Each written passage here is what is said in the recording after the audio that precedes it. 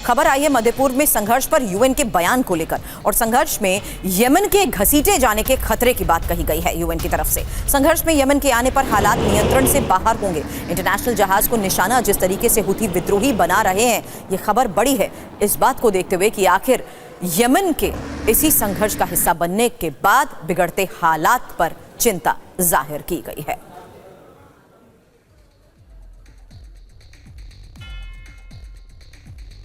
अब यमन को लेकर यूएन ने क्या चेतावनी दी है, इसके मायने क्या हैं, ये समझ लीजिए, क्योंकि खबर यह है कि मध्य पूर्व संघर्ष में यमन के घसीटे जाने के खतरा बढ़ता जा रहा है और ये बात संयुक्त राष्ट्र की ओर से कही गई है। साथ ही चेतावनी भी दी गई है कि अगर ऐसा हुआ तो मध्य पूर्व में हालात नियंत्रण से बाहर हो जाएंगे। ऐसे में फिक्र की बात है यूएन के लिए और दुनिया में कारोबार के लिहाज से बेहद अहम यमन भी सीधे टकराव की जद में आ जाएगा। अब इसी बात को देखते हुए मनीष, ये कितने महीनों से चला आ रहा है कि ये पूरा रूट कार्गो शिप्स का इफेक्ट होता आया है। बावजूद इसके आज अगर इस तरीके का बयान सामने आता है, क्या कुछ वाकई हो पाएगा, कोई सोल्यूशन निकल पाएगा? देखिए, अभी हालात तो ऐसे लग रहे हैं कि बहुत जल्द कोई सोल्यूशन होगा नहीं। इस तरह की कमोबेश स्थितियां बनी हुई है।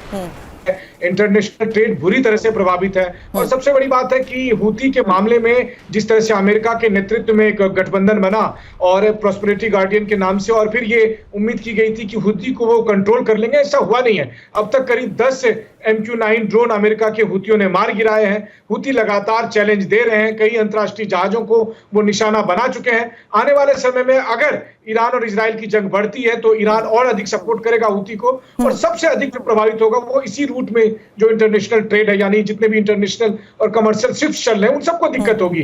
तो ये एक बड़ी चुनौती है। यूएन की तरफ से अभी फिलहाल बयान दिए जा रहे हैं, लेकिन जमीनी स्तर पर या पानी के स्तर पर फिलहाल बहुत हलचल है, बहुत जमीनी हकीकत तो आप हमें लगातार दिखा ही रहे हैं। इजराइल से आप हाल ही में पिछले 24 घंटे पहले लौटे हैं मनीष। अब इजरायली सेना फिलहाल दक्षिण लेबनान में जिस तरीके से ऑपरेशंस को चलाती आई है, ये पिछले कई दिनों से हम दिखा रहे हैं। और यहां आपको बता दें, दक्षिण लेबनान में मौजूद हिजबुल्लाह के गढ़ को ध्वस्त करने की तरफ जिस तरीके से इजरायल बढ़ रहा है, इसी वजह से इजरायल और हिजबुल्लाह के बीच संघर्ष भी काफी तेज हो चुका है। अब फिक्र की बात यह है कि यह तनाव अब संयुक्त राष्ट्र के शांति रक्षक बल यानी यूनिफिल के जवानों को भी अपनी चपेट में लेने लगा है। आपको बता दें, यूएन ने यह आरोप लगाया है कि इजरायल ने शांति सैनिकों के बेस पर जबरन घुसपैठ की है, जिससे मुठभेड़ के हालात बन गए हैं। दूसरी तरफ इजरायल का आरोप है कि हिजबुल्लाह के लड़ाके यूनिफिल की पोस्ट के पास से ऑपरेट कर रहे हैं। नेतन्याहू ने यूएन महासचिव एंटोनियो गुतेरेस से शांति रक्षक बल को फौरन बाहर निकालने के लिए भी कहा।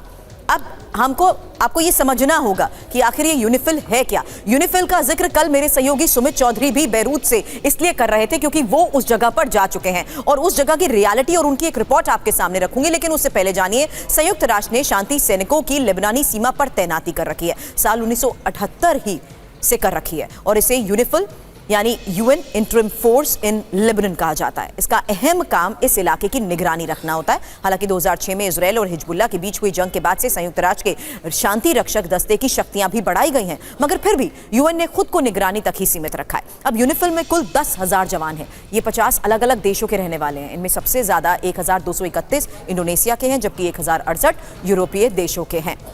एक मैप आपको इंफॉर्मेशन वॉल पर दिखाती हूं और इसी मैप के आधार पर ये लोकेशन आपके सामने रखूंगी जो कि यूनिफिल जोन कहा जाता है। अब यूनिफिल की भूमिका इजरायल और लेबनान युद्ध के बीच कैसे इतनी ज्यादा अहम हो चुकी है, ये इस मैप के जरिए आपको दिखा रही हूं, क्योंकि ये लेबनान जहां पर आपको नजर आ रहा है, ये रहा लेबनान, और साथ ही आपको बता दूं इस तरफ आपको इजरायल नजर आ रहा होगा नीचे बॉटम में।